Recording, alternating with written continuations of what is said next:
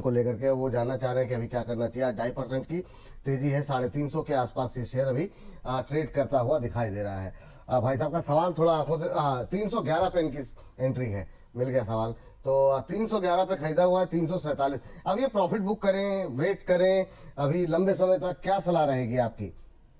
नहीं, मेरे ख्याल से देखिए, जो कैपिटल मार्केट रिलेटेड स्टॉक्स है, ब्रोकिंग कंपनी की बात करें या वेल्थ मैनेजमेंट की बात करें या डिपॉजिटरी की बात करें, सी माहौल डेफिनेटली बहुत अच्छा है। और मुझे लगता है कि अगर नजरिया आपका थोड़ा सा मीडियम टर्म है, तो ये एक ऐसा सेक्टर है जहाँ पे ग्रोथ बहुत भरपूर आएगा, क्योंकि अभी भी इंडियन कैपिटल मार्केट में बहुत सारे इन्वेस्टर्स आए नहीं है। मुश्किल से 15-16 करोड़ डीमैट अकाउंट है। तो कहीं ना कहीं डेफिनेटली एंजल ब्रोकिंग में भी अच्छी खासी बढ़त मिलेगी, क्योंकि जब भी बाजार बढ़ते हैं तभी एफएनओ का वॉल्यूम भी बढ़ता है। इनके मार्जिन ज्यादातर एफएनओ के ऊपर डिपेंडेंट होते हैं। मुझे लगता है कि अगर नजरिया 6 to 12 मंथ है तो यहाँ पे भी अच्छा पैसा बन सकता है, बट कहीं ना कहीं देखिए, इनका रिस्क रिवॉर्ड कितना जल्दी इनको चाहिए वो उनको डिसाइड करना है। अगर एकदम शॉर्ट टर्म है तो अपना स्टॉप लॉस लगाइए, बट 6 to 12 मंथ में मुझे लगता है कि परफॉर्मेंस जो है कंपनी का काफी मजबूत आएगा कंपेयर टू प्रीवियस ईयर, तो उस हिसाब से तो होल्ड करना चाहिए।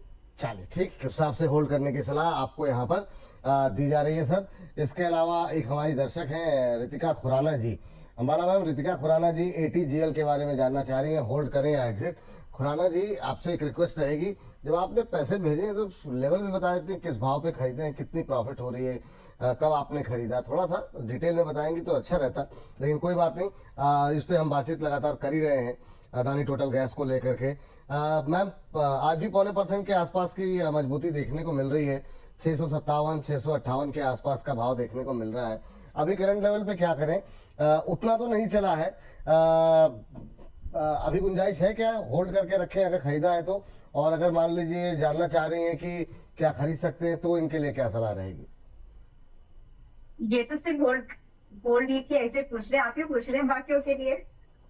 जी एनीवे क्या कहा मैम बाकियों के आपने? प्रोस्पेक्ट से ये तो सिर्फ ये पूछ रहे हैं कि मैं होल्ड करूं कि एग्जिट। बाकी व्यूअर्स के हिसाब से आप पूछ रहे हैं कि बाकी क्या करने चाहिए। हाँ बिल्कुल बिल्कुल। एनीवेज बाकी लोग भी बाय करके जा सकते हो, और आप जिनके पास ऑलरेडी बाय है, ये ऑलरेडी खरीद के आप लोग रखे हुए हैं, होल्ड करो। स्टॉप लॉस जो है यहाँ पर आपका और श्रिंक हो गया है। आपका स्टॉप लॉस यहाँ पर अगर आप 657 पर आप बाय करते हैं तो आपका स्टॉप लॉस यहाँ पर रखना चाहिए आपने फिर 590 का। टारगेट की एक्सपेक्टेशन यहाँ पर आपकी शुरू होगी 700 से 800 की। ये दो टारगेट ट्रेस करो स्विंग ट्रेडिंग के हिसाब से फॉर नेक्स्ट 2 to 3 मंथ्स। ये पॉसिबल टारगेट्स है एटीजीएल में। तो जिनके पास है वो होल्ड करिए, जिन्होंने नहीं खरीदा है अभी तक they can look for buying this. In fact मैं आपको दो स्टॉक्स पर और अपडेट दे देती हूँ बिल्कुल जी शॉर्ट में। एक तो अपोलो माइक्रो देख लीजिए, 400 रुपए का टारगेट जो आपको दिया था कि इस साल दिसंबर खत्म होते होते आ जाना चाहिए, तो दिसंबर छोड़िए हम लोग मई में ही है। 215 पर रेकमेंड किया था, 400 आ गया, 85% है ये। तो बुक करना चाहिए आपको आधा प्रॉफिट अगर आप स्विंग ट्रेड कर रहे हो तो। बाकी आप आधा अभी भी होल्ड करके जाओ। इसके टारगेट आपको रिवाइज करके मैंने दिए हैं, 500-600 तक के भाव इसमें आ सकते हैं। थोड़ा समय का दायरा बढ़ा दो बस, लेट इट परफॉर्म।